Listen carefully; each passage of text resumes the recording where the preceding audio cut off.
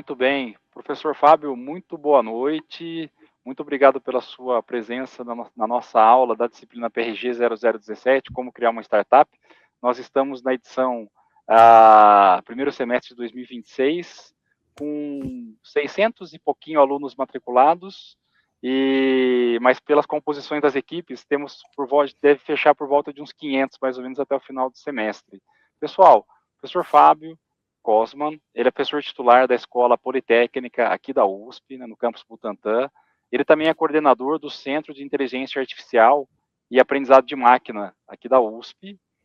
Coordenou o projeto FAPESP também, CPA FAPESP, depois o Fábio me corrige se eu falar alguma bobagem, mas é o CPA FAPESP C4AI, então é o Centro de Inteligência Artificial. Então ele é pesquisador com foco em aprendizado de máquina e representação de conhecimento e incerteza, que para a gente, né, esse convite do professor Fábio, a quem a gente agradece, ele é muito importante porque traz ferramentas e conceitos atuais e importantes, embora a inteligência artificial não seja um conceito tão recente, mas esse uso, né, popularizado assim, é mais recente. Isso é muito importante para quem tem o desafio de implementar suas empresas, né, suas startups. Ele é engenheiro também formado aqui pela Escola Politécnica e tem o PhD pela Carnegie Mellon University, nos Estados Unidos, não sei se é assim que se pronuncia, e ele também atua como professor, coordenador de áreas em importantes conferências e editor de alguns periódicos internacionais também importantes na área. Ele também foi coordenador do Comitê Especial de Inteligência Artificial da Sociedade Brasileira de Computação e recebeu o prêmio de mérito científico em inteligência artificial concedido por essa sociedade. Professor Fábio, muitíssimo obrigado por aceitar o nosso convite, né? Sei que você já participou de outras edições das disciplinas da PRG também, então a sua presença aqui muito nos honra e certamente vai contribuir muito com os alunos. Fique à vontade para continuar a sua apresentação, né, que eu fiz uma parte dela só, dado o seu vasto currículo, e a aula é sua. Obrigado. Tá bom. Bom, obrigado, Matheus. Obrigado aí toda a audiência aí, todos que estão participando. Eu espero que todos consigam me ouvir, né? E ouvir, e também depois que eu fizer uma apresentação, discutir um pouco também. Hoje em dia é bem difícil falar algo inteligente sobre inteligência artificial, né? Porque é um tema que tá na imprensa, está a todo momento sendo discutido. Já houve uma época muito diferente, né? Houve uma época que, quando a imprensa me procurava, era para saber qual era a definição de inteligência artificial. Eu acho que hoje isso já é bastante mais claro, já bastante mais disseminado aí na sociedade. Eu vou procurar falar um pouco de como que eu acho que a gente pode entender a área, como que pode classificar os vários aspectos da área, né? Eu imagino que quem está aqui no curso está interessado em talvez empreender, talvez escrever algum projeto com inteligência artificial. Então eu vou procurar falar um pouquinho disso daí, né? Então, se vocês, não sei se vocês estão vendo os meus slides, estão aí, né? Então deixa eu discutir um pouco como é que eu vou como é que eu vejo essa área, né? Bom, essa é uma área que, como disse o professor Matheus aí no começo, ela não é totalmente nova, né? É uma área que começou assim em 1950. Embora, se você olhar a ficção científica e a literatura de ficção científica e as artes e tal, filosofia, existem discussões sobre esse conceito, essa ideia de inteligência artificial que vão lá para trás.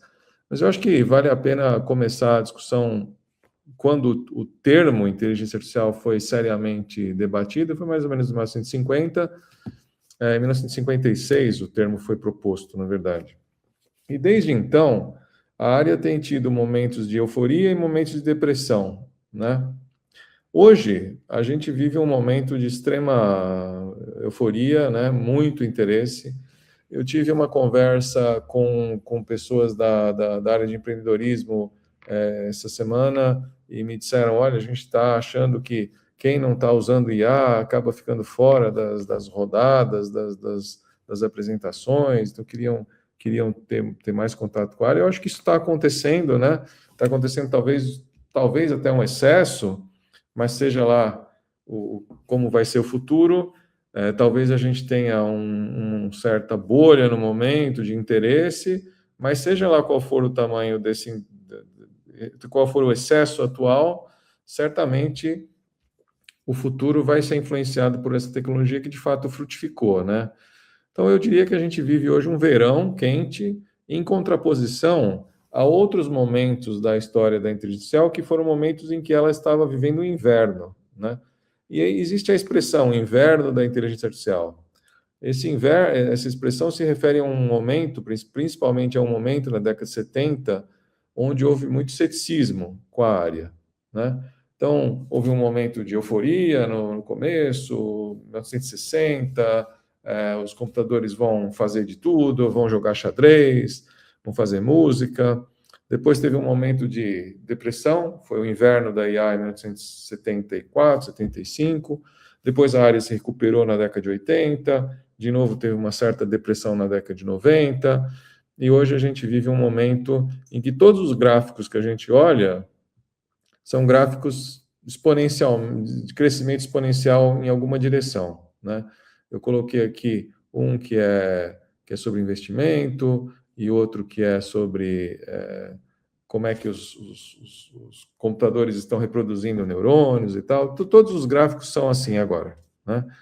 Existe uma certa vitória pragmática, né, da área. Certamente, do ponto de vista pragmático, é uma área que frutificou, né? Então, se você olhar setor bancário, comércio, medicina, agricultura, todas essas áreas estão sendo influenciadas por ferramentas ditas de inteligência artificial, a tal ponto que muita coisa que nem era de inteligência artificial acabou virando inteligência artificial. Hoje em dia, de vez em quando, a gente tem uma certa impressão que as pessoas veem qualquer coisa com computador como sendo de inteligência artificial, que não é algo que a área considerava. Nunca a inteligência artificial foi uma área que controlou tudo o que acontece em computação, né?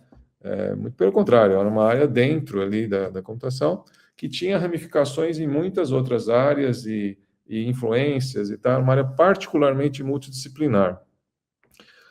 Bom, além desse efeito enorme no setor produtivo, essa vitória pragmática, esse próprio sucesso atraiu uma discussão muito grande nas artes, na política, no debate até jurídico, né? Então, eu acho que realmente é um momento de grande euforia, né? Também, eu acho que quando aconteceu esse sucesso pragmático, algumas questões filosóficas que eram particularmente abordadas em ficção científica, quase, né? Elas se tornaram muito presentes. Então, uma questão muito importante durante décadas era se era possível fazer uma inteligência artificial, se isso ia dar certo, né? E se fosse possível, se seria aceitável, né? Então, havia toda uma coisa meio de ficção científica, de os robôs andarem por aí, criando confusão, criando catástrofes e tal, né? Essas são duas questões antigas que tinham uma certa perspectiva de ficção científica, mas adquiriram uma perspectiva muito mais concreta agora, né? E as respostas a essas questões são muito mais concretas, né? Se a gente pensar na questão se é possível ou não uma inteligência artificial, eu acho que a gente tem uma resposta hoje para uma inteligência artificial mais pragmática. Sem dúvida é possível, né? Sem dúvida a gente já tem isso. Ninguém hoje vai duvidar do sucesso dos chatbots, seja ele Gemini, seja o ChatGPT, seja o Claude, seja o Qwen, seja o DeepSeek, seja o Mistral. Eles realmente trazem algo que 10 anos atrás não se imaginava que fosse acontecer, né? Mas esse sucesso, ele é muito baseado na na coleta de grandes quantidades de dados, né? Então, é uma inteligência diferente da inteligência humana, é uma inteligência baseada em muito mais coleta de dados, e ela é fundamentalmente baseada, eu acho, o sucesso atual é fundamentalmente baseado em 3 aspectos, né, que eu acho importante entender. Um aspecto é que, ao longo das últimas décadas, houve um crescimento muito grande do poder computacional e da capacidade de processar grandes quantidades de dados, né? Então, isso é fundamental. E, às vezes, esse aumento foi devido simplesmente à tecnologia de semicondutores. Os computadores foram ficando cada vez mais capazes de condensar dentro deles elementos de computação. Em outras vezes, a própria arquitetura computacional mudou, né? Então, hoje em dia, a área de inteligência artificial é baseada, em grande parte, em uma tecnologia de processamento que é a tecnologia baseada em GPUs, né? Que são placas de circuitos que eram usados para computação gráfica, para gerar imagens e processar imagens, e cujas operações são muito ocorrem em grande parte em paralelo, né? Você tem muitas operações acontecendo em paralelo dentro de uma GPU. Então, a capacidade de fazer computações ficou muito ampliada, a capacidade de fazer computações em paralelo ficou muito ampliada por essa arquitetura, né? Então, o primeiro elemento do sucesso é um maior poder computacional, né? Às vezes, por um aumento da capacidade de condensar semicondutores, às vezes por arquiteturas novas. O segundo elemento é simplesmente mais dados disponíveis, né? Eu acho que a internet é fundamental nesse processo, a queda do custo de câmeras para você tirar imagens, de equipamento de áudio para você fazer áudio, a queda no custo de um celular, né? Hoje qualquer um pode tirar uma imagem, qualquer um pode fazer um áudio, qualquer um pode enviar informação, armazenar informação. Tudo isso criou mais dados, né? E o terceiro elemento, algumas boas ideias que eu vou procurar explorar aqui, tá? Algumas boas ideias, principalmente no que diz respeito a como que você usa esse poder computacional para processar mais dados de forma mais eficiente e com resultados mais, entre aspas, inteligentes, né? Bom, então, esse é o panorama geral. É uma IA que tem um sucesso, uma IA pragmática, que tem um sucesso prático, real, baseada em dados, e dependente e consequência de uma revolução no poder computacional, de uma revolução na quantidade de dados disponíveis, e em algumas boas ideias que eu vou procurar resumir em breve. Então, vamos tentar primeiro entender como que a gente poderia desenhar na cabeça aqui, na nossa cabeça, a área de inteligência artificial. Eu acho que você tem a área que é uma área difícil de definir, né? Porque inteligência artificial significa você usar computadores para reproduzir de forma computacional competências que são associadas à inteligência. Mas é muito difícil definir o que é inteligência. A inteligência é um conceito meio fluido. Nós mesmos temos uma certa elasticidade, né? A gente diz, olha, esse cachorro é muito inteligente, e não necessariamente porque o cachorro fala ou faz alguma coisa, mas ele tem uma inteligência. Às vezes a gente muda um pouco a maneira como interpreta a inteligência, a gente diz a inteligência emocional, a inteligência musical. Então, é um conceito fluido, mas eu acho que a gente pode imaginar que a inteligência tem algumas competências básicas, né? Uma delas é como representar conhecimento e como raciocinar sobre o conhecimento. Outra é como tomar decisões, individualmente ou em grupo, né? Outra é como aprender a partir de experiências, sejam dados, sejam grandes quantidades de dados, sejam, por exemplo, através de aulas. Hoje em dia, os nossos sistemas de inteligência artificial aprendem através de grandes quantidades de dados. Eles não aprendem assistindo aulas, em geral, né? Isso é uma coisa que os seres humanos fazem e os computadores não vão para a escola, né? Os computadores usam grandes quantidades de dados. Essas competências básicas, que são as competências, vamos dizer assim, internas, né? Elas acabam se manifestando através de competências que dizem respeito à conexão com o mundo externo. Então, você tem a competência de processar a língua natural, né, português, inglês, italiano. Você tem a competência de processar imagens, fazer a visão de forma computacional, e você tem a competência de manipular coisas, construir coisas, movimentar coisas, que é aquela competência que a gente procura capturar através de uma outra área, que às vezes é colocada perto de inteligência artificial, mas é uma outra área, na verdade, que é robótica, né?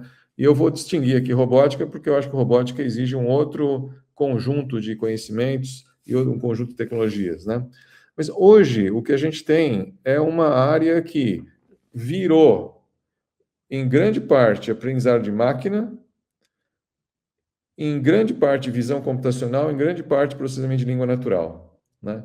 Na literatura de inteligência artificial, existe relativamente pouca discussão hoje sobre como que você representa conhecimento de maneira formal, como que você raciocina usando lógica, como que você lida com raciocínio sobre incerteza usando probabilidades, como que você toma decisões individualmente usando teoria econômica ou em grupo usando teoria de jogos. Tem todo um conjunto de técnicas que são importantes para o comportamento inteligente, que são parte da área de inteligência artificial há décadas, mas que estão sentadas no banco de trás, e quem está dirigindo o carro hoje é a área de aprendizado de máquina, né? E essa área, na medida em que ela atinge e influencia o processamento de língua natural e visão computacional, ela acaba criando esse bloco aí de atividades que eu coloquei com fonte maior, né? Hoje, a área de inteligência artificial é muito isso, né? Existe uma outra maneira de pensar nessa área, que eu acho que também vale a pena... vale a pena explorar. E eu só queria falar assim, eu vou falar um pouquinho de aprendizado de máquina. O aprendizado de máquina tem algumas técnicas são mais baseadas em estatística, outras são mais baseadas em redes neuronais, né, são inspiradas por redes neuronais. E eu vou falar um pouquinho também da conexão disso tudo com algumas outras áreas aplicadas, com ciência de dados, Big Data, porque realmente esse é o centro da inteligência artificial, como hoje ela é aplicada em negócios, né? Se você for numa conferência de inteligência artificial, você vai encontrar a maioria das coisas em aprendizado de máquina, processamento de língua natural, visão computacional. Você vai encontrar bastante coisa sobre raciocínio, sobre como representar conhecimento, como tomar decisões, mas me parece que hoje, do ponto de vista pragmático, aplicado, o que está realmente na frente aí, em primeiro lugar, é a área de aprendizado de máquina, tá? Bom, essa é uma maneira de interpretar a área de inteligência artificial de hoje, né? Tem uma outra maneira que eu acho que vale a pena mencionar aqui, que eu acho que é útil para tentar entender como é que a área funciona, né? E como é que você se posiciona dentro dessa área, que é uma divisão entre a IA mais clássica, a IA preditiva e a IA gerativa, ou generativa, como muitas vezes é falado, né? Então, deixa eu explicar o que é essa outra divisão. Imagine você, na década de 50, você com uma calculadora que tem o tamanho de uma casa, né, e no fundo faz menos do que um celular hoje. E você pensando, puxa, essa calculadora poderia fazer alguma coisa inteligente, ela poderia ter inteligência artificial. Imagine como isso era um negócio sonhador. Quais são as técnicas que você poderia usar para fazer uma calculadora daquele tempo manifestar inteligência? Você poderia dizer assim, bom, então eu vou fazer o seguinte, eu vou fazer a calculadora jogar xadrez, né? Como que eu faço jogar xadrez? Bom, eu coloco as regras de xadrez, eu represento as regras de xadrez, eu faço com que esse computador use as regras para buscar uma sequência de jogadas que me leve do estado atual até uma vitória, ou seja, eu faço busca de soluções através de um planejamento das jogadas, eu represento as regras, né? Eu talvez crie o que se chamava, na década de 80, um sistema especialista, que é um sistema de regras, que contém regras e que aplica as regras em sequência, né? Para tentar emprestar alguma inteligência a essa máquina aí, tá certo? Essa IA, que envolve representação de conhecimento, planejamento, e um pouco de aprendizado também, de regras e tal, é o que eu chamaria da IA clássica. A IA muito preocupada em formalmente representar o que a gente acha que está dentro da nossa cabeça, certo? Representar formalmente, de maneira matematicamente formal, aquilo que a gente imagina que sejam as regras e o conhecimento e as formas de processar esse conhecimento que distinguem a nossa inteligência, né, de outras manifestações aí humanas ou animais. Essa IA clássica é uma IA que hoje recebe muita atenção na literatura acadêmica, mas menos atenção na aplicação da IA. Por quê? Porque hoje o que está funcionando muito bem é a IA baseada em aprendizado de máquina. E mais especificamente, a IA baseada em grandes quantidades de dados. Você coleta muitos dados, extrai padrões e usa esses padrões para tomar decisões ou executar tarefas mais ou menos específicas, né?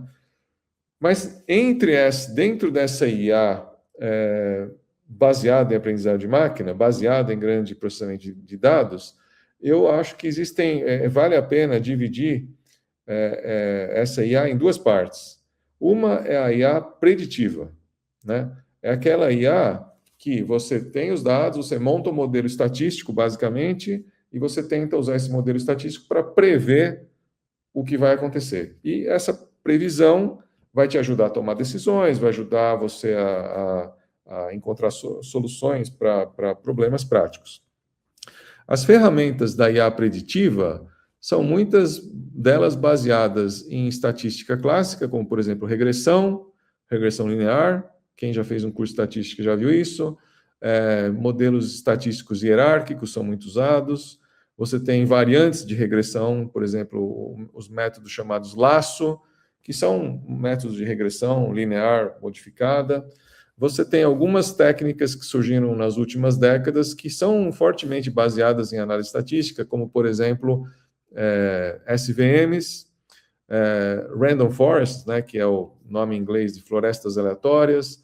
Você tem técnicas como boosting, que são fundamentalmente técnicas estatísticas, e você tem algumas técnicas que são inspiradas em modelos biológicos, ou pelo menos baseadas vagamente em como a gente acha que o cérebro talvez funcione, né?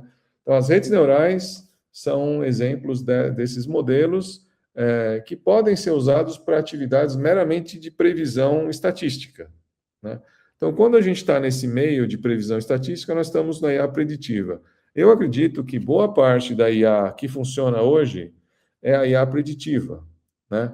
É aquela IA que usa essas ferramentas, que muitas vezes são ferramentas estatísticas tradicionais, muitas vezes com uma nova roupagem, porque tem computadores mais potentes para dar suporte a elas, tem alguns métodos mais adequados para essa computação mais intensa que nós temos condição hoje de ter, mas fundamentalmente são métodos estatísticos, né? E essa é a IA preditiva que me parece muito importante conhecer, né? Eu tenho muitas vezes analisado propostas de projetos, muitas vezes propostas de projetos de empreendedores, né? Eu faço isso para a FAPESP, por exemplo, às vezes para outras entidades, e eu acho que muitas vezes falta clareza, né, para as pessoas que propõem projetos sobre as técnicas de IA preditiva, que são muito importantes, são técnicas estatísticas básicas que precisam ser bem dominadas. Às vezes você lê o projeto, não está claro qual vai ser a entrada, qual vai ser a saída, como vão ser os dados, como os dados vão ser protegidos. Tudo isso tem que ficar claro, né, se você vai usar essas técnicas. E depois tem a IA gerativa, ou generativa, né, do inglês Generative AI, né? Em português existe gerativo e generativo. A palavra gerativo é um pouco mais tradicional do português, mas, por outro lado, né, existem técnicas em linguística que são chamadas gerativas. Então, já me disseram até que vale a pena usar generativo para diferenciar, mas eu vou usar gerativo aqui, tá? Para ficar um pouco mais dentro da língua portuguesa. Quais são as técnicas de IA gerativa ou generativa?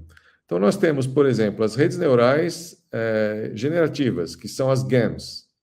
Nós temos os grandes modelos de língua, em inglês é Large Language Models, que são chamados LLMs. Tem os chamados modelos de fundação. Todos esses daí são baseados em variantes de redes neurais, que são modelos originalmente de IA preditiva, mas que foram crescendo e adquiriram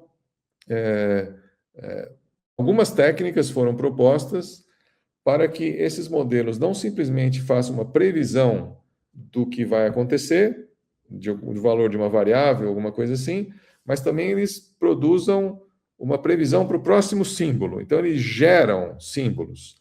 Eles geram áudio, símbolos em áudio, eles geram imagens, eles geram texto, palavras, ou o que a gente chama um pouco mais tecnicamente de tokens, né? São partes de palavras. Eles geram coisas, né? Então, são modelos gerativos. Eles têm a capacidade de gerar símbolos que têm significado semântico, né? Tem maior significado para nós. Bom, deixa eu dar alguns exemplos de IA preditiva, né? Então, um exemplo tradicional de IA preditiva é a regressão linear, né? Que quem já fez estatística já estudou regressão linear, né? Regressão linear acontece quando você tem uma variável y, que é chamada variável resposta. Por exemplo, a variável resposta pode ser a quantidade de colesterol.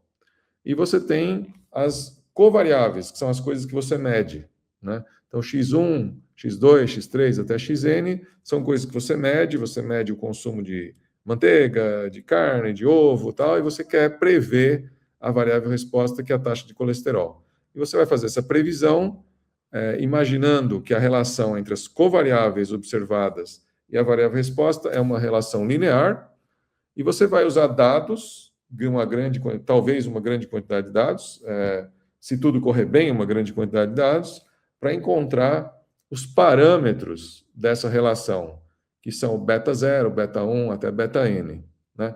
Então, o aprender aqui significa usar dados para extrair, a partir dos dados, os valores dos parâmetros beta 0 a beta n, que serão usados para prever o valor da variável resposta quando você tiver as observações, as covariáveis, né?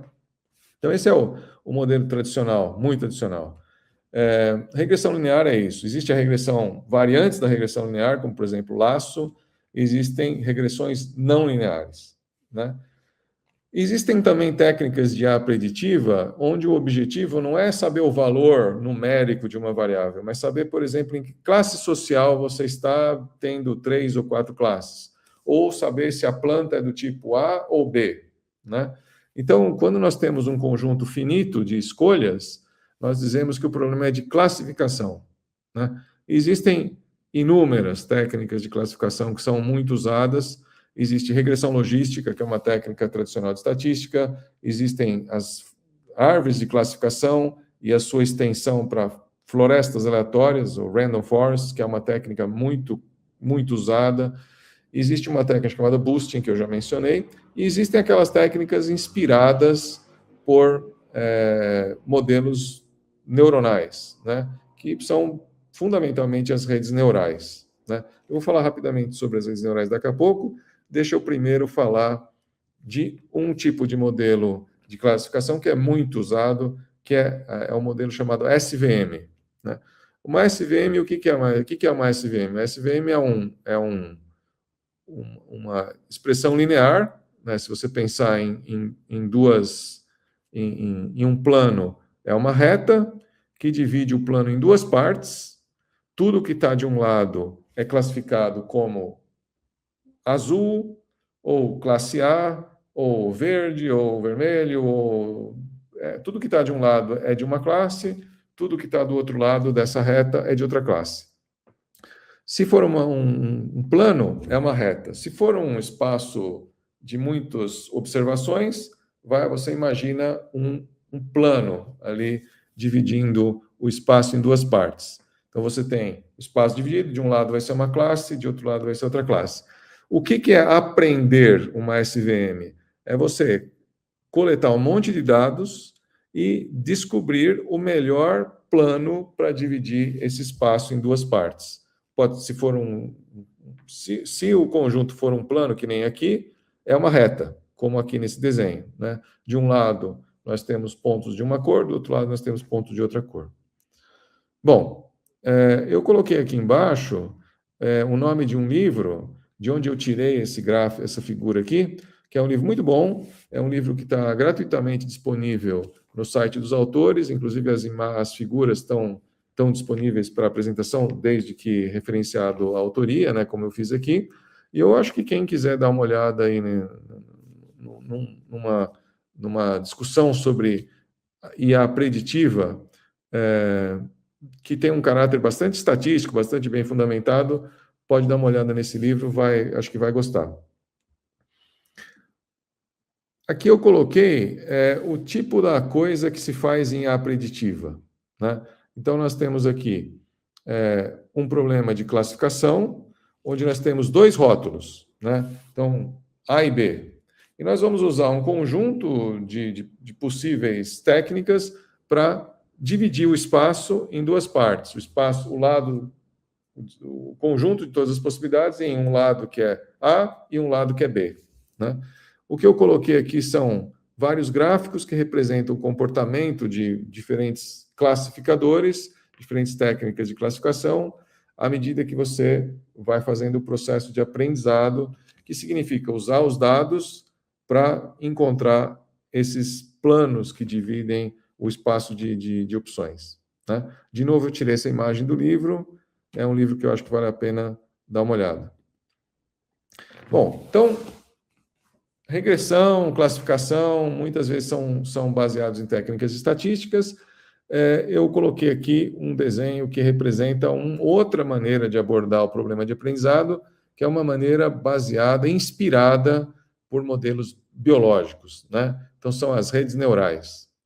As redes neurais são baseadas, inspiradas nas nossas redes neuronais, né, o que deve talvez estar na nossa cabeça, e é baseado na ideia que o cérebro funciona por meio de conexões de pequenas unidades de processamento, que são os neurônios, e aqui nós vamos ter o que nós chamamos de unidades ou neurônios artificiais, que se conectam em camadas, né? Então, você tem uma camada que está aqui em azul com as entradas, aquilo que é observado, aquilo que é medido, esses valores passam para um conjunto de pequenas unidades de processamento, cada um deles é chamado uma unidade ou um neurônio artificial. Elas fazem uma operação simples, multiplicam, somam, comparam e soltam alguma coisa que vai para uma outra camada até isso chegar na saída, né?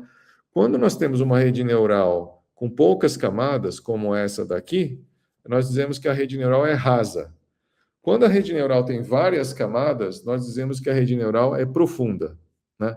Então, é o que se fala em inglês, uma Deep Neural Network, certo?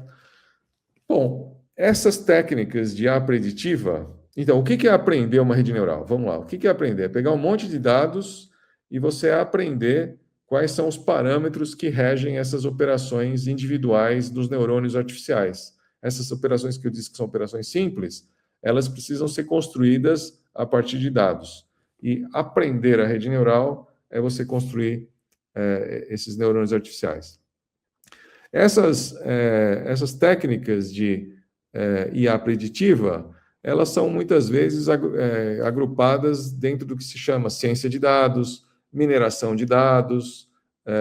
Então, tem vários nomes aí para isso, e tem várias técnicas, metodologias para fazer e aplicar isso, né?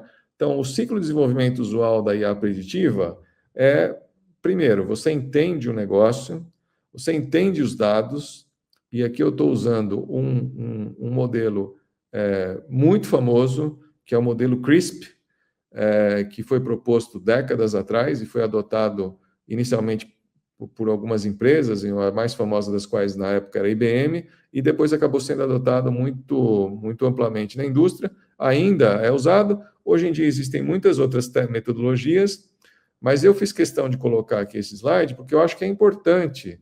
Se você vai trabalhar com mineração de dados, ciência de dados e IA preditiva, né, seja lá qual for o nome que você vai querer dar, você tem uma noção da metodologia que você vai usar, né?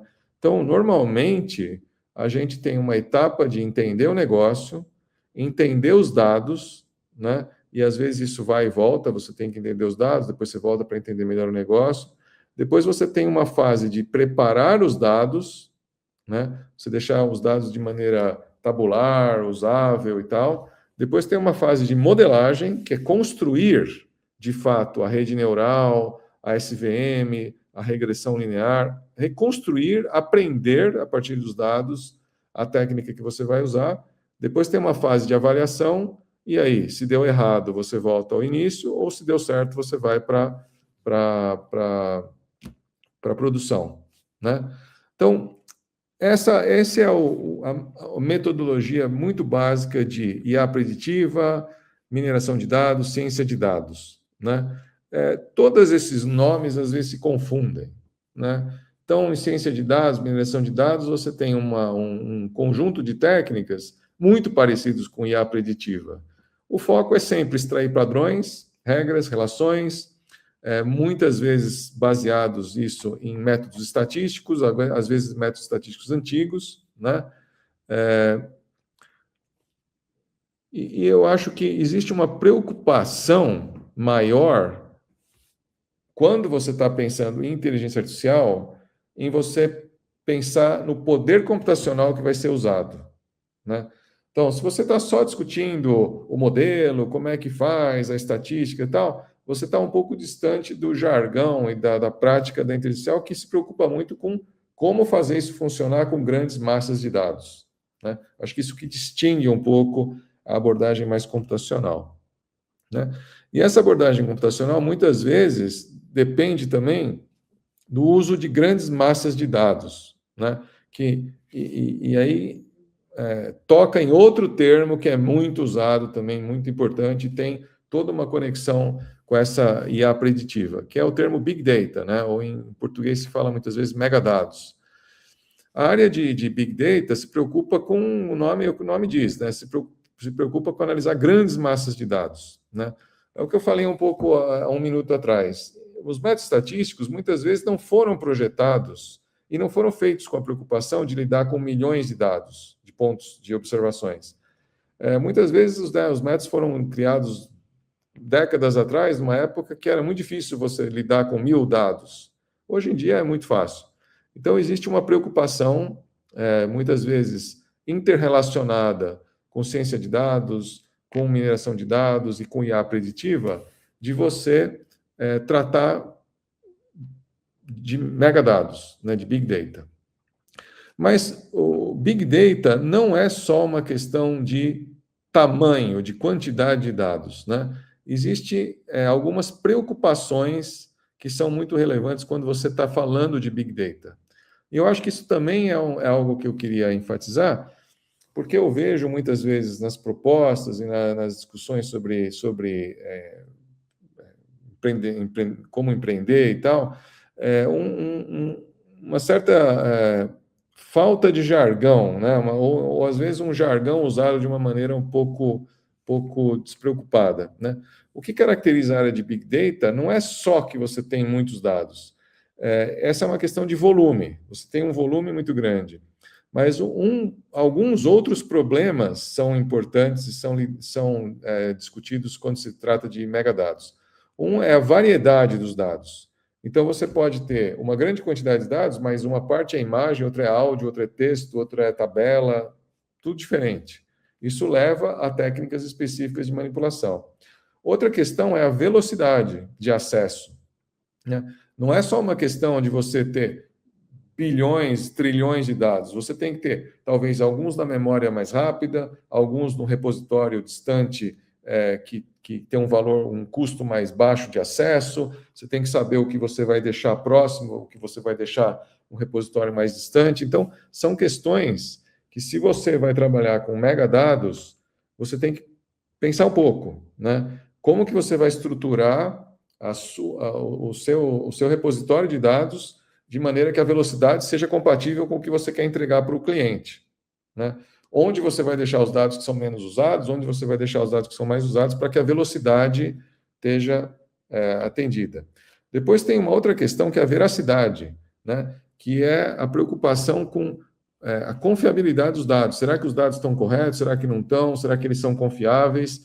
Essa é uma outra questão fundamental quando você fala de megadados, né? Não é só megadados porque eu tenho um monte de dados, mas você tem que se preocupar não só com o volume, mas com a variedade, com a velocidade de acesso, com a veracidade deles, e também com o valor que eles têm de dados diferentes em diferentes valores. E esses diferentes valores podem levar a diferentes formas de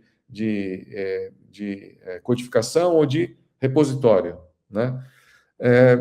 Essa é uma área que tem muito jargão, né? Tem outros termos que são usados, às vezes a gente ouve falar de vulnerabilidade de dados e tal, mas eu acho que vale a pena se preocupar com volume, variedade, velocidade e veracidade, né? Pelo menos esses daí são muito importantes. Bom, eu falei muito até agora de IA preditiva, né? Eu falei muito de IA preditiva porque eu acho que acaba havendo uma preocupação muito grande com a IA gerativa hoje em dia, né? Que é a IA dos chatbots, tal, a IA que gera imagens, a IA que gera fake news, mas eu acho que é muito fundamental, na hora de fazer um projeto, na hora de submeter um projeto, saber o que está acontecendo em IA preditiva, porque muitas coisas são resolvidas com IA preditiva. Não adianta usar uma técnica diferente que às vezes não se aplica ao seu problema só porque está na moda, né? Mas indo para a IA gerativa, eu acho que a primeira coisa é você entender o que é aprendizado de máquina profundo. Aprendizado de máquina profunda é aquele aprendizado que é fundamentalmente baseado em redes neurais profundas. Como eu já disse, são as redes onde você tem várias camadas, né? Eu coloquei aqui uma imagem que é uma imagem de um artigo publicado pela Facebook, então Facebook, agora Meta, né? Onde eles tinham uma rede neural com muitas camadas, cujo objetivo era classificar imagens para verificar quem que estava na imagem, né? Então, é uma rede famosa, né? Que tinha dezenas e dezenas de camadas. Bom, onde essas redes profundas tiveram um efeito avassalador nos últimos anos? No processamento de língua natural, né? Então, eu acho que hoje, quer dizer, desde 2022, com certeza, e certamente hoje, a gente tem uma vitória avassaladora aí, uma presença avassaladora artificial baseadas em processamento de linguagem, né? Processamento de língua natural. Essa área, a área de processamento de língua natural, não é uma área nova, né? É uma área que é discutida desde 1950, mas ela teve um avanço relativamente lento, né? Durante muito tempo, as pessoas trabalhavam com processamento de língua natural usando regras gramaticais, aquelas regras que a gente aprende na escola, né? Então, pega a sentença, divide em sujeito, predicado, cadê o verbo, cadê o sujeito, qual é o objeto direto, indireto, e fazia uma análise sintática e semântica da frase, como a gente aprende na escola. Por volta de 1990, apareceram os modelos de língua, né? O que é um modelo de língua? O modelo de língua é um modelo estatístico que é treinado e ele aprende, entre aspas, né? Ele aprende a partir dos dados, a probabilidade da próxima palavra, dadas as palavras que foram emitidas anteriormente, tá? E a partir do momento que os modelos de língua começaram a ser construídos usando redes neurais profundas, que é mais ou menos a partir de 2010, por aí, houve uma tremenda de uma explosão na área, tá? Então, foi uma combinação de técnicas, modelos de língua, que são modelos estatísticos, alguns deles muito tradicionais, que apareceram a partir de 1990, muitos deles baseados em ideias de linguística mesmo, e ao ferramental de aprendizado profundo, que surgiu a partir de 2010, 2012, a combinação desses negócios gerou uma explosão, tá? Antes disso, antes dos modelos de língua, o que haviam eram regras, né? Então, é famoso, muito famoso, o caso de um programa chamado ELIZA, né, que foi produzido em 1966, que tinha regras muito simples, mas ela conseguia conversar com seres humanos o suficientemente bem que usuários ficavam felizes de lidar com a ELIZA. Então, por exemplo, o que a ELIZA fazia era usar regras para simular uma conversa com um terapeuta, né? Então, eram regras simples que captavam algumas palavras ali, conforme o que era dito, tinha uma regra para dizer alguma coisa de volta. Essa é uma estratégia que se usa muito ainda hoje para fazer chatbots simples, né? Muitas vezes eu entro no meu celular, eu vou lá fazer uma compra e tem 2, 3 perguntas, eu respondo, depois pergunto outra coisa, muito simples, funciona muito bem, não tem nada contra, né? Então, um pouco da coisa assim, muitas vezes uma ferramenta simples vai ser melhor do que uma ferramenta complicada que não funciona direito, né? Usar regras para coisas simples me parece uma grande ideia ainda hoje. Mas o processamento de língua natural, como ele é feito hoje nos chatbots, ele teve algumas revoluções que aconteceram a partir de 1990 e mais recentemente a partir de 2010 com a chegada do aprendizado profundo. Então vamos fazer uma pequena análise, uma pequena retrospectiva disso, né? A primeira revolução foi a proposta de usar modelos de língua, né? Que é um modelo que aprende a partir de dados a probabilidade da próxima palavra, dado o que foi visto. Então, por exemplo, se eu digo para você assim, segue anexo ofício para, e eu não falo a próxima palavra, você vai ter uma ideia sobre quais são as próximas palavras prováveis aqui, tá certo? Então, um modelo de língua é um modelo que aprende, dadas essas palavras, qual é a probabilidade da próxima palavra. Então, a próxima palavra pode ser, por exemplo, para providências, né? Para encaminhamento. Tem várias palavras que podem aparecer, mas tem várias palavras que não podem aparecer, né? Então, pode ser que a próxima palavra seja providência, mas a próxima palavra não vai ser pizza, né? Então, o modelo de língua é um artefato computacional que aprendeu, através da análise de grandes quantidades de dados, as probabilidades das próximas palavras, dado o que foi dito antes. E isso é fundamentalmente o que faz o ChatGPT, o que faz o Gemini, o que faz o Claude, o que faz o Qwen, o que faz o Mistral. Todos esses modelos de língua, fundamentalmente, por mais inteligentes que eles pareçam, fundamentalmente, eles estão pegando as palavras que foram emitidas e emitindo a próxima palavra mais provável, né?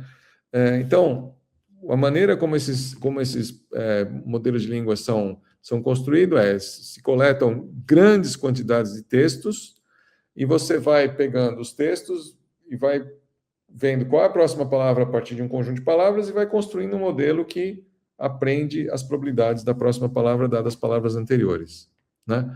Como eu disse aqui, se você escreve segue anexo ofício para, aí o modelo de língua vai dizer, olha, a probabilidade de ser providências é 0,09. Ou a probabilidade de ser pizza é 0,0001, né? Então, isso vai sendo construído pelo modelo de língua. E aí o modelo vai colocando as palavras. Então, segue anexo ofício para providências, é a palavra mais provável. Aí, uma vez que você falou providências, a próxima palavra mais provável é cabíveis. Depois, assim vai indo, né? É assim que funcionam esses modelos de língua. E a arquitetura dessas redes neurais que são usadas em modelos de língua é a arquitetura chamada de transformers, né? Ou transformadores, né? Então, os transformers foram propostos em 2017, é uma particular arquitetura de redes neurais que serve muito bem para construir esses modelos de língua, né? Então, é isso que é um transformer, uma rede neural que tem uma estrutura particular que funciona muito bem para a construção de modelos de língua. Foram propostos em 2017, em 2018 foi lançado um transformer muito, muito famoso, que é o BERT. Na época era muito grande, né? Tinha 110 milhões de parâmetros, tinha sido treinado com 800 milhões de palavras, uma coisa absurda na época. Rapidamente ele foi superado por vários outros, né? Rapidamente saiu um transformer chamado T5, que tinha 11 bilhões de parâmetros. Depois apareceram os GPTs, o GPT 3.5 famoso, né? O GPT 3.5 é o que levou a primeira versão do chat GPT. Ele tinha mais de 100 bilhões de parâmetros, né? E a partir daí apareceram muitos outros, né? Então, como que funciona o chat GPT? Ele funciona em cima do modelo de língua chamado GPT, né? Então, você coleta bilhões de textos e você vai aprender a probabilidade da próxima palavra dadas anteriores. Depois disso, depois que você aprendeu as probabilidades das palavras em textos, há um refinamento. O pessoal da empresa, né, da empresa chama-se OpenAI, né, contratou pessoas para fazer perguntas e dizer se estava certa ou não a resposta, e a partir dessas avaliações, o sistema foi refinado, então aprendeu mais uma rodada qual é a melhor maneira de responder perguntas, e aí chegou no ChatGPT, né?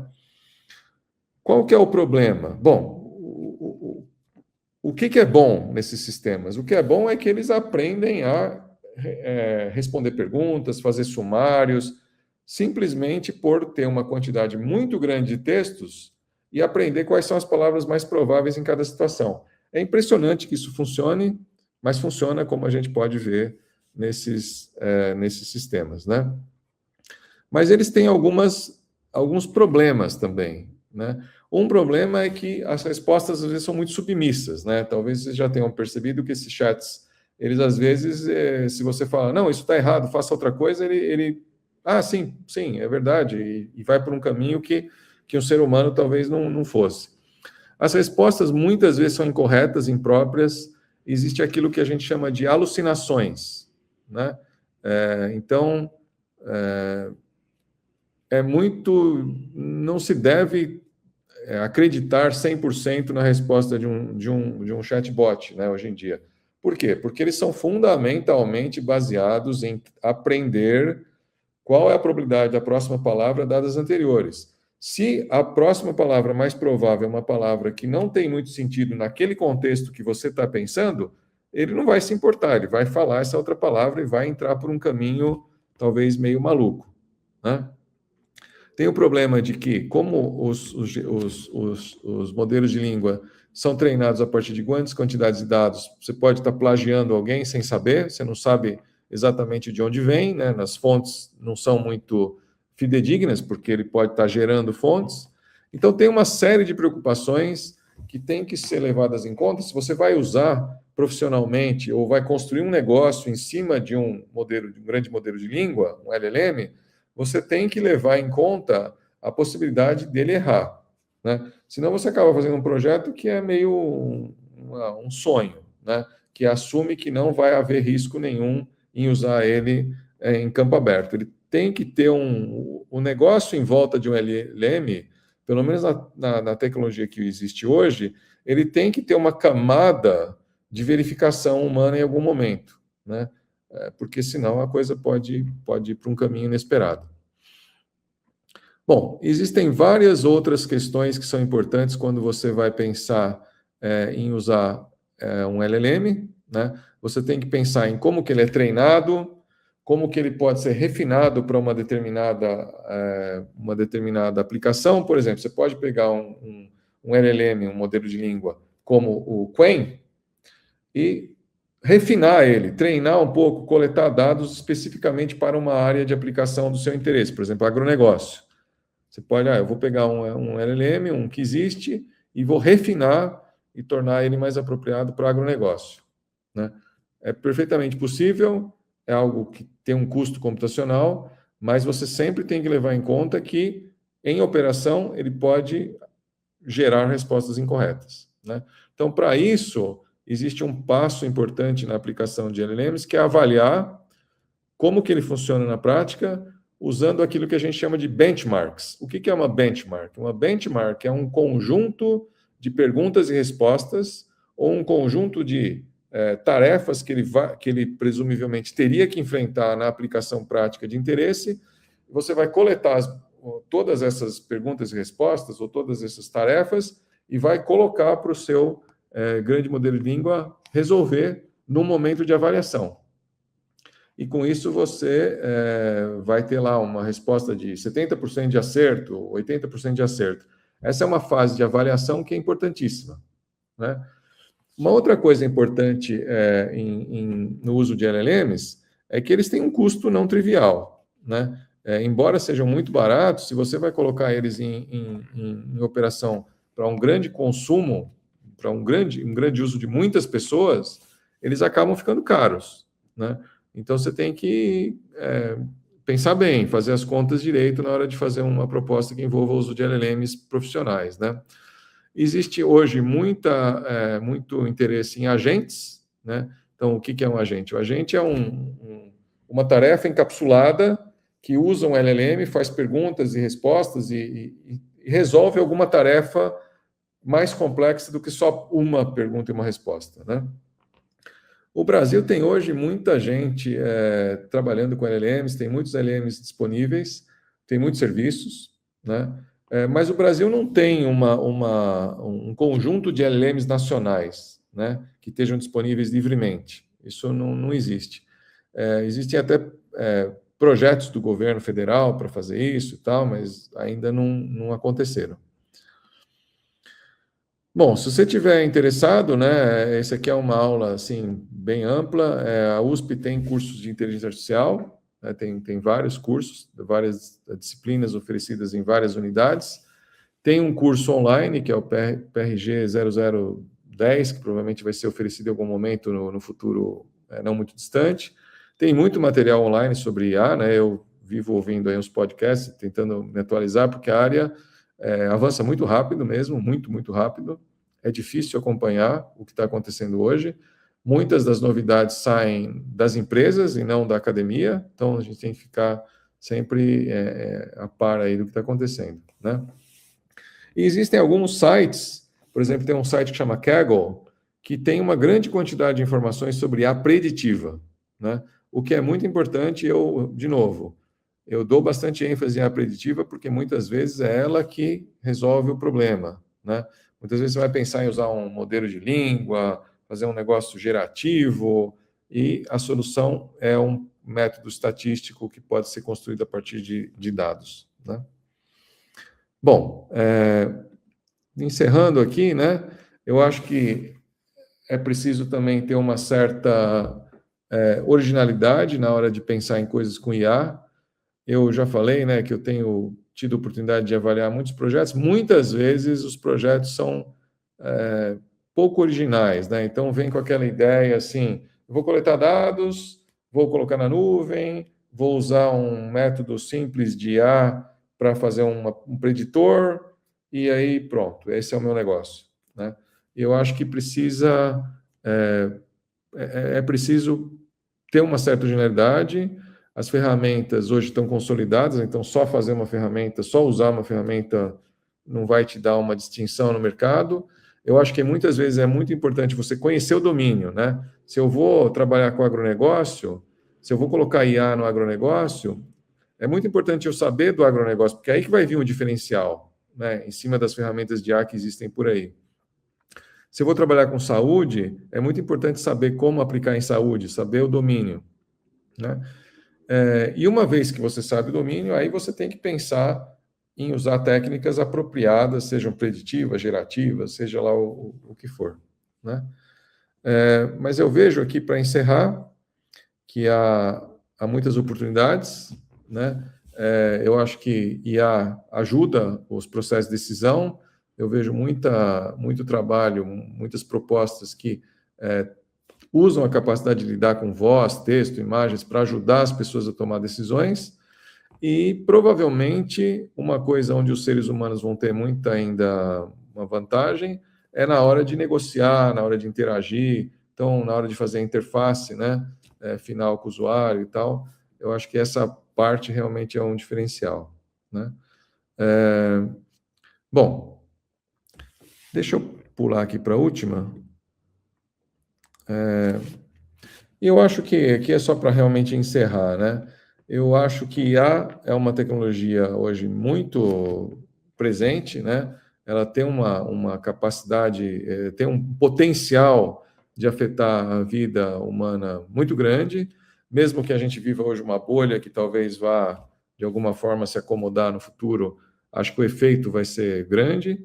O objetivo da tecnologia, para quem está na área, é simples, é melhorar a vida humana, né? O objetivo é melhorar a vida do ser humano, não dos computadores, né? Então, aumentar a produtividade, trazer para a gente assistentes que nos ajudem a melhorar a nossa precisão, a nossa capacidade de fazer coisas.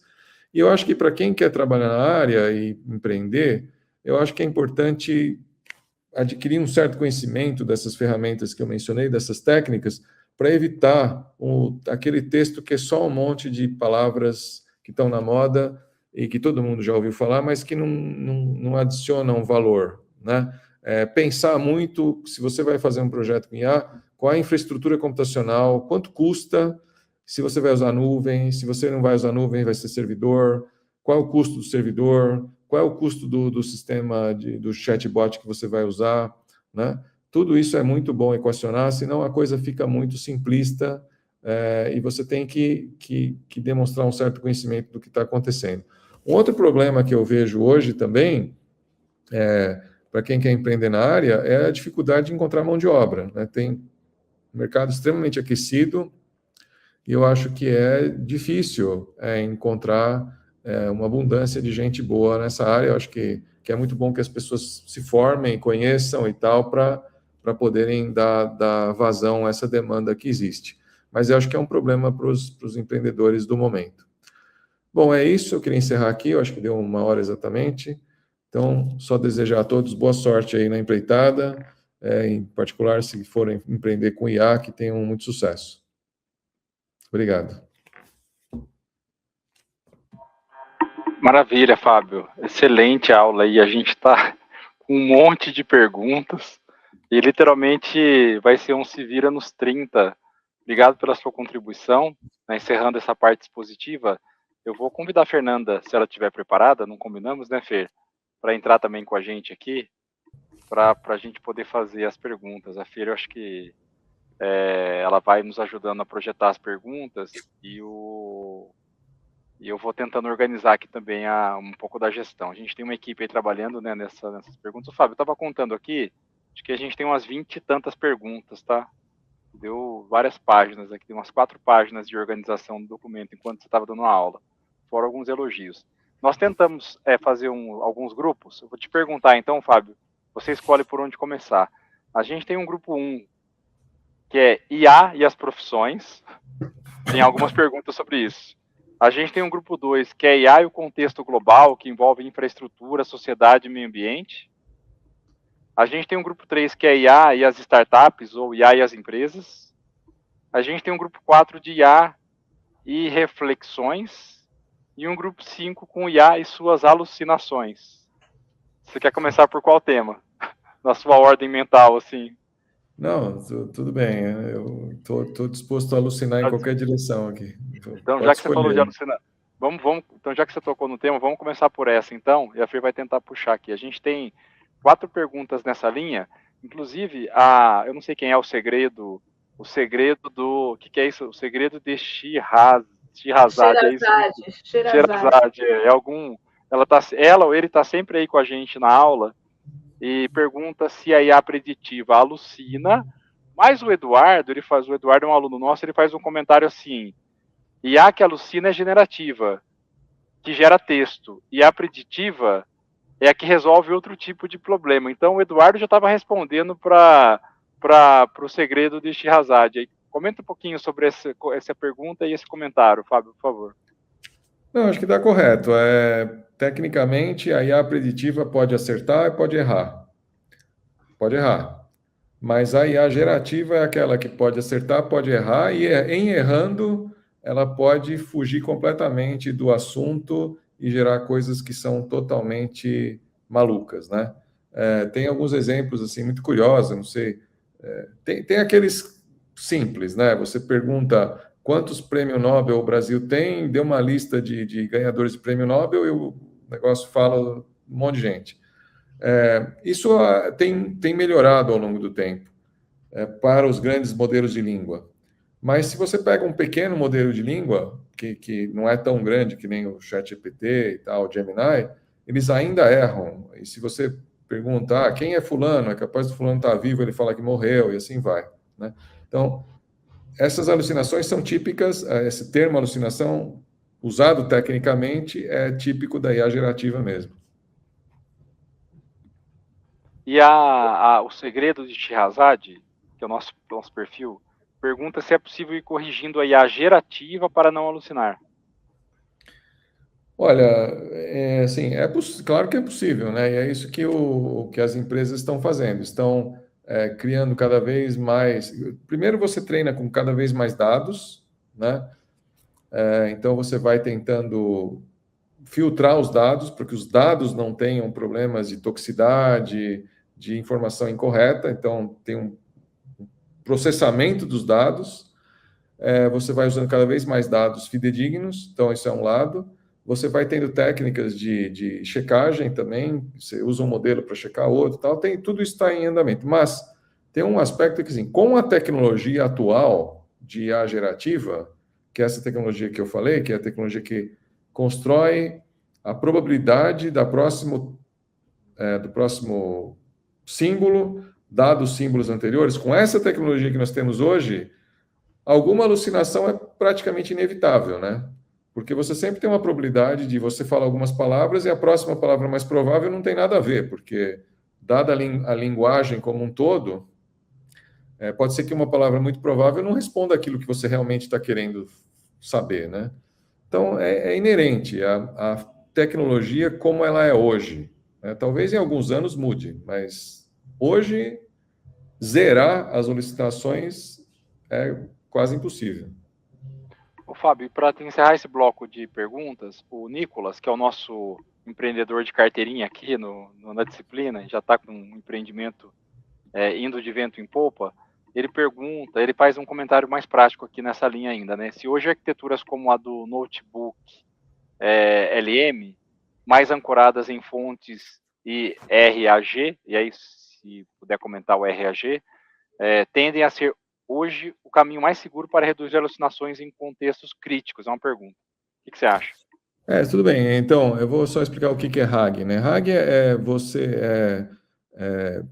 a sigla RAG significa e indica que você vai ter um modelo de língua que vai ter a opção de, em detectando a necessidade de uma informação que está em alguma base fidedigna. Então, por exemplo, você tem a base de todos os times de futebol que ganharam o Brasileirão, ou todos os países que ganharam a Copa do Mundo.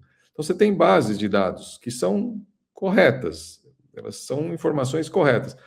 Então, o seu LLM vai ter a opção, ele é construído de forma que, quando ele detecta que a informação pode vir de uma dessas bases, ele vai buscar lá. Né? Isso é uma técnica, isso é usar RAG. Né? RAG significa Retriever Augmented Generation, eu acho. Então, significa você gerar, aumentando a sua capacidade de gerar, usando recuperação de informações a partir de bases fidedignas.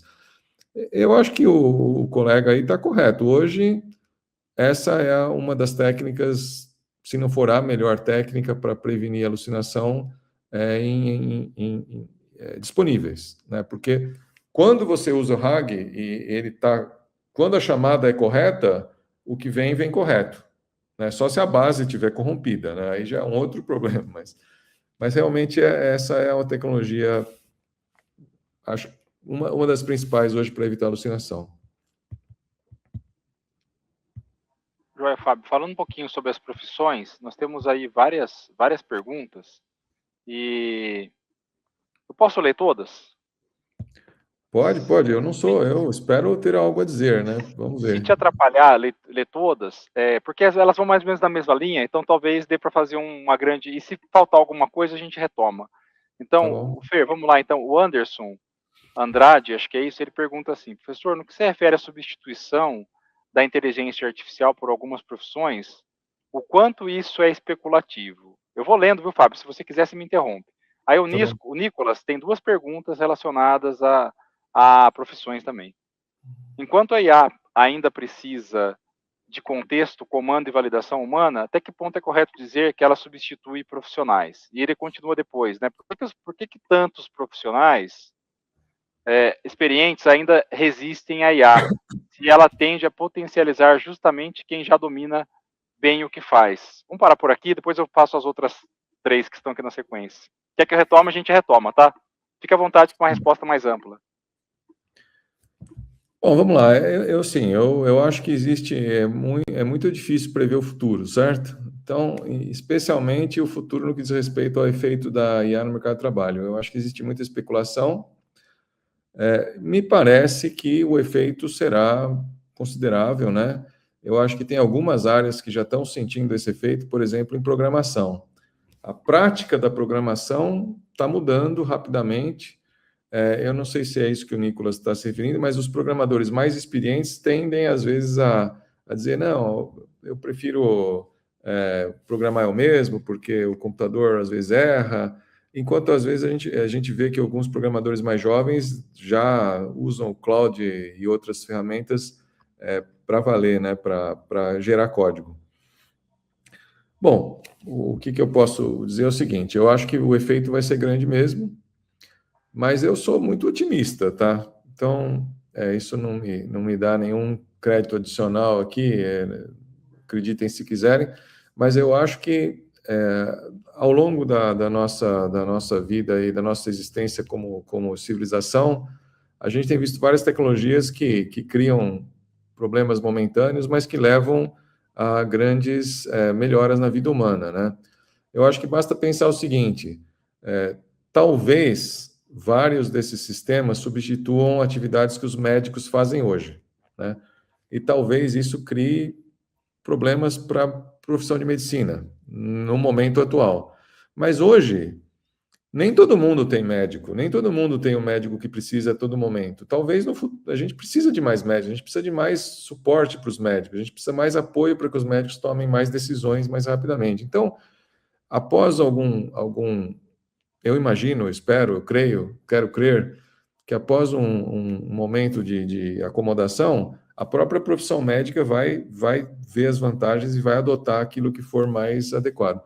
Mas eu vejo que existe realmente o perigo de grandes mudanças no mercado de trabalho que podem afetar pessoas que estão há muito tempo no mercado de trabalho e que têm pouca elasticidade, né, para se mover. Então, eu acho que aí, não que eu tenha uma solução, mas eu acho que a sociedade precisa se preparar para retreinamento de profissionais, continuado, né? E para mudar o ensino, né? Eu acho que isso é uma obrigação da universidade, né? Mudar como que o ensino é feito para que os profissionais se reciclem muito e que tenham aquele conjunto de conhecimentos que não envelheçam muito com essa tecnologia, né? Mas eu, francamente, não consigo prever o futuro melhor que isso, não, viu? Obrigado, Fábio. Mais 3 perguntinhas aqui nessa linha. O João Vitor, ele traz o Musk, né? Ele fala, o Musk falou que em 4 anos os humanoides comandados pelo Grok, não sei se é assim, vão substituir cirurgiões. O senhor acredita? Aí depois o Pedro fala que no setor da psicologia vejo muita resistência em trazer IA para o debate. O professor acredita que poderão existir áreas que sairão ilesas dessa transformação ocasionada pela IA? E a última aqui, atualmente eu faço engenharia, o Victor Silveira, atualmente faço engenharia mecatrônica, faço probabilidade com o senhor. E o senhor comentou que iria diferenciar um pouco mais sobre o caso da robótica. Poderia comentar mais a respeito disso? Bom, deixa eu diferenciar aqui a pergunta do Vitor, né, que é uma pergunta sobre robótica, e as outras que são especulativas aí sobre o futuro. Eu realmente, no futuro, já disse, eu não sou a previsão está difícil. Eu acho que o Musk, eu deixo a previsão do futuro do Musk com ele, eu não sei dizer. Eu acho que algumas áreas vão se afetar mais, talvez terapia será uma que vai ser modificada, mas eu acho que caberá aos terapeutas, né, também, acolher a tecnologia, não ser contra, porque ser contra é meio que ir contra uma coisa que as pessoas estão adotando. Então, eu acho que cabe aos terapeutas e cabe aos profissionais afetados ter uma visão ponderada, né? Vamos tentar entender, vamos ver o que dá para usar, vamos ver o que não é adequado e controlar e tal. Agora, sobre mecatrônica em particular, deixa eu responder a pergunta sobre robótica. Eu acho que robótica é uma área que eu procurei diferenciar, porque robótica usa inteligência artificial em vários aspectos, usa visão computacional, usa interfaces que usam língua natural e tal. Mas robótica tem uma série de outras questões que dizem respeito à mecânica, né, do robô. Eu sou professor do Departamento de Engenharia Mecatrônica, né? Então, tem questões de controle, motores, acionadores, sensores, que não são diretamente ligadas à inteligência artificial, né? É uma outra verdadeira área importante também. Não trabalho com robótica nesses sentidos mais mecânicos, assim, né? Mais físicos, né? Eu trabalho mais com a parte computacional. São áreas próximas que se intersectam, mas que realmente eu acho que vale a pena diferenciar para a gente poder pensar, porque senão, aquilo que eu falei em um determinado momento, hoje em dia existe uma certa tendência de dizer que tudo é IA, mas isso dificulta um pouco o debate, porque quando uma coisa é tudo, ela não é nada, né? Quando você coloca tudo no mesmo balde, fica difícil discutir. Então, acho que vale a pena classificar um pouco melhor as coisas e separar um pouco a robótica mais física da inteligência artificial. Joia, Fábio, obrigado. Acho que vai ter mais perguntas especulativas, eu vou tentar trazer um pouco mais para a realidade de algumas startups e empresas. Então, o Anderson Andrade, ele pergunta assim, professor, qual IA o senhor recomendaria para usar como ferramenta otimizadora em um projeto de startup ligado à área de saúde mental? Olha, eu vou tentar ser diplomático aqui, assim, eu preferia não adotar uma ferramenta aqui como recomendação, né? Tem várias, tem várias. Eu acho que tem algumas pagas e tem algumas livres, né? Eu acho que as pagas a gente conhece, então tem o ChatGPT, o Claude, o Gemini. Tem algumas livres, né? Então, se você está pensando num empreender, eu acho que eu vou procurar ser neutro, sim, mas existem as pagas que eu acho que vale a pena analisar, mas existem as livres que vale a pena você considerar a possibilidade de instalar, né? Então, você tem o Qwen, você tem o DeepSeek, que são chineses, você tem o Mistral, que é francês, você tem alguns outros também, você tem, por exemplo, um que é suíço, que eu esqueci o nome agora, que é muito grande também. Você tem, nos Estados Unidos, a Meta tem o Llama, né, que já foi o topo de linha, agora acho que está um pouco pior que outros. Tem um que chama Omo. Então, eu diria que para os empreendedores existem várias opções. E eu acho que vale a pena, na hora de você fazer o projeto, você considerar a possibilidade de instalar ele, se você não tem a necessidade de um modelo de língua tão bom quanto esses pagos, né? Porque os livres não são tão bons quanto os pagos. Então, você tem que fazer uma pequena análise aí de uma relação custo-benefício. Obrigado, Fábio. Aí a Daniela Rangel Roca, ela faz uma pergunta um pouco mais genérica. Não sei se você consegue entrar um pouco mais específico. Ela fala assim, como criar uma startup sabendo que hoje, com a IA, o produto pode ser facilmente replicado e ainda assim manter um diferencial competitivo? Talvez ela esteja falando de startups usando IA mesmo como modelo de negócio, né? Deve ser isso. Bom, é uma pergunta de $1 bilhão, né? É verdade? Então, eu acho o seguinte: eu se eu soubesse, eu teria $1 bilhão.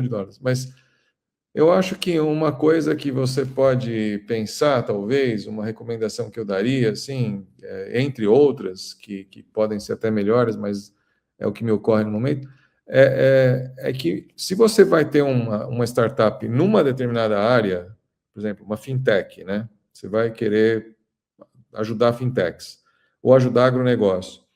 É bom você entender o domínio.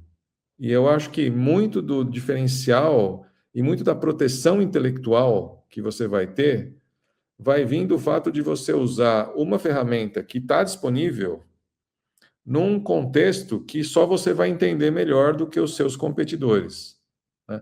Porque realmente, se você falar assim para mim, olha, vou criar uma startup, então eu quero dinheiro, o que eu vou fazer? Eu vou pegar o ChatGPT, colocar umas instruções ali para ele poder me ajudar a decidir qual planta plantar que vegetal plantar numa determinada fazenda, sendo que, na verdade, eu não entendo nada de fazenda e só vou colocar as regras que estão num livro.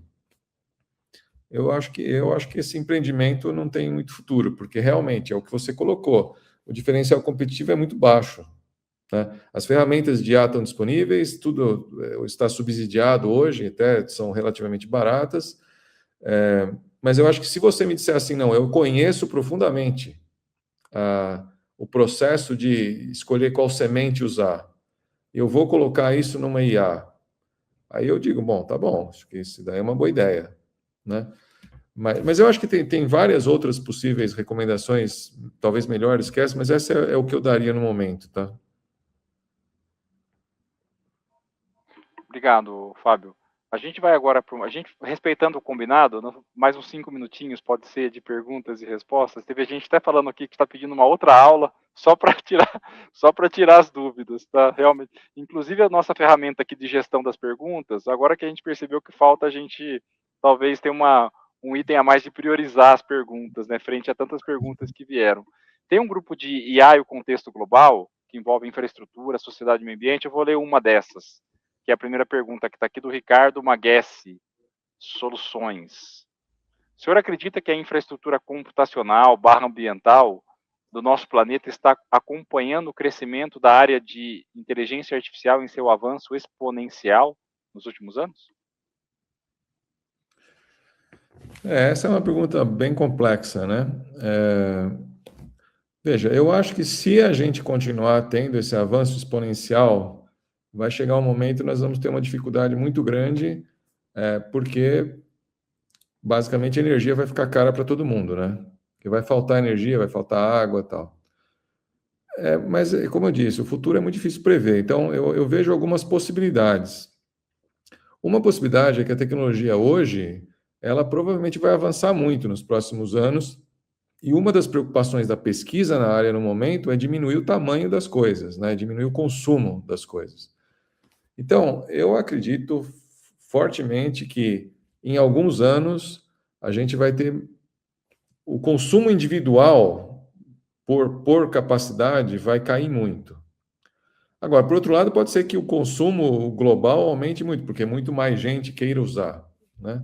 Então, pode ser que, no geral, não diminua, mas por uso eu acredito que vai diminuir. Outra coisa que eu acho também que pode ser um freio nesse processo é que hoje o mercado está extremamente inflacionado, né? O crescimento exponencial está imaginando que vai haver uma explosão de consumo para sempre. Não sei se isso vai acontecer, vamos ver nos próximos anos, acho que temos que olhar de forma ponderada, né? Agora, pode ser que haja um aumento de preços, de insumos e tal. Então, eu acho que isso aponta, talvez o comentário mais ponderado que a gente pode ter e mais sensato, aponta para a necessidade de uma política clara de onde colocar os data centers, onde colocar as linhas de transmissão. E eu acho que isso está em discussão pelo governo, né? De fato, o governo brasileiro está discutindo isso. Eu acho que existem vozes que apontam numa direção, em outra direção, mas eu acho que a grande... apesar de todas as incertezas que a sua pergunta levanta, né, que eu procurei colocar algumas, eu acho que tem uma certeza, que é que a gente precisa, como país, discutir quais são as regras para a instalação desses equipamentos, né, que eles consomem muitos recursos. Então, a gente vai ter que colocar isso em locais apropriados, onde esteja sobrando recurso, ter certeza que isso não vai depletar os recursos da população local, ter certeza que as linhas de transmissão e as linhas de conexão estejam devidamente programadas para você não colocar um monstro num lugar e ninguém consegue usar. Então, tem um problema de planejamento nacional aqui, que eu acho que é muito importante e cabe a toda a comunidade, de fato, discutir, né? Acho que é importante mesmo. Joia, Fábio. E vamos para a última pergunta. Eu estou procurando ela aqui agora. Deixa eu ver onde que eu coloquei. Tem muita coisa, a gente se perde. Ô Fer, eu não estou achando a pergunta, mas eu lembro da pergunta qual é. É sobre se o senhor acha. Aqui, achei. É o grupo IA Reflexões, Fer, pergunta 5 do Lucas Cruzeglin, 7509. Que é uma pergunta que a gente sempre. Acho que a gente sempre escuta, né? As famílias falam, as pessoas falam, né? Tá aí, ó. Professor, você acredita que a IA está tornando as pessoas menos inteligentes? Vixe, essa pergunta é difícil. Não, eu não acho. Eu não acho mesmo. Então, eu vou me expor a uma posição controversa, né? Eu acho que não. Eu acho que a IA é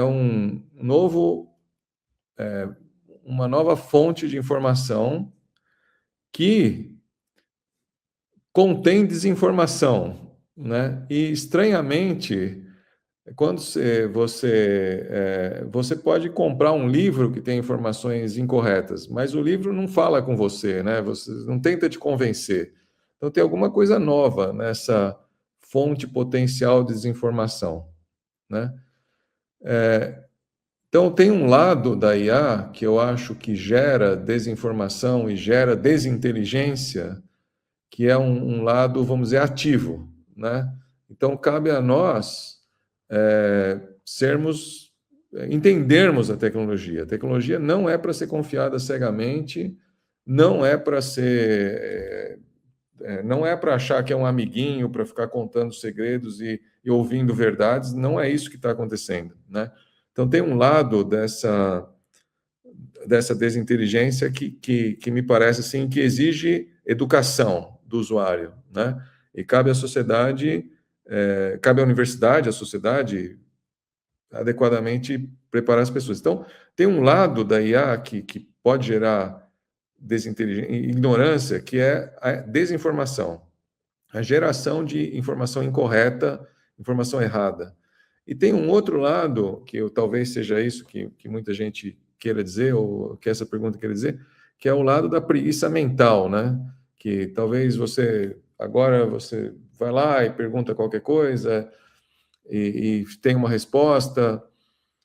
Bom, eu sou mais otimista nesse ponto, né? Eu acho que quando a língua escrita apareceu, é, eu já ouvi falar, eu não conheci Sócrates, mas eu já ouvi falar que Sócrates foi contra, né? Porque isso ia fazer com que as pessoas não memorizassem, né? Quando as calculadoras aparecessem, também havia um argumento contrário, né?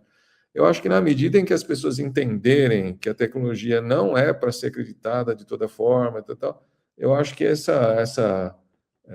excesso de preguiça mental é um problema, mas que as pessoas que souberem usar a tecnologia não vão cair nisso, né? Então, eu sou bastante otimista, mas também eu não... Vamos ver, né? Acho que cabe a nós, não cabe às máquinas resolver isso. Cabe a nós, como seres humanos, sociedade, entender esses problemas e resolvê-los. Muito bom, obrigado, Fábio. Se me permite opinar sobre isso também, né? Eu também vou na mesma linha que você vai. Eu acho que o ser humano é tão fantástico, né? Que tudo que venha para economizar nosso tempo e facilitar nossa vida e aumentar nossa eficiência, nós vamos descobrir coisas que a gente nunca imaginava que poderíamos criar.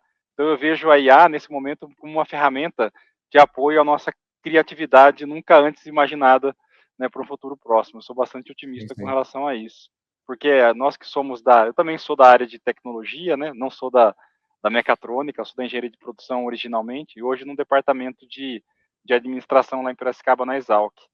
Sou apaixonado por tecnologia, mas como uma ferramenta para a humanidade, não o contrário, né? A Sim, sim. humanidade, né, se apoiando na ferramenta e não a ferramenta usando da humanidade. A gente tem que não pode inverter a ordem.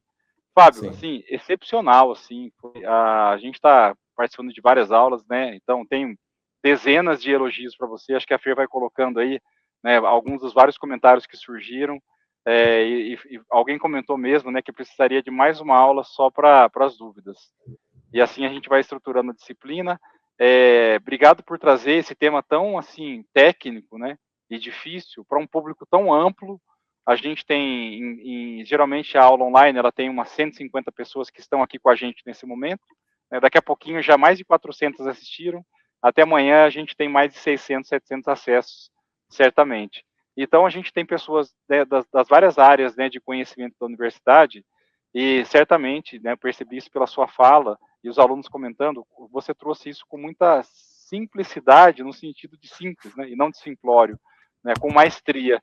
Né, o verdadeiro mestre é aquele que ensina coisas complexas de forma fácil. E você demonstrou isso nessa aula para a gente, assim como a gente já sabia que você ia fazer. Então, aqui eu, né, te agradeço em nome de toda a equipe e dos alunos também, os agradecimentos pela excelente aula. Prazer ter você nessa disciplina, contribuindo com a formação dos vários, né, estudantes de graduação da USP. Deixo para você as últimas palavras, daqui a pouco a gente vai para outra sessão da aula de mais operacional. Não, obrigado, Matheus, pelo convite, para a equipe toda aí pelo suporte, agradeço os alunos aí pelas perguntas e atenção, e estamos aí, tá bom, pessoal? Obrigadão, tchau, tchau, um abraço. Obrigado, Fábio, um abraço.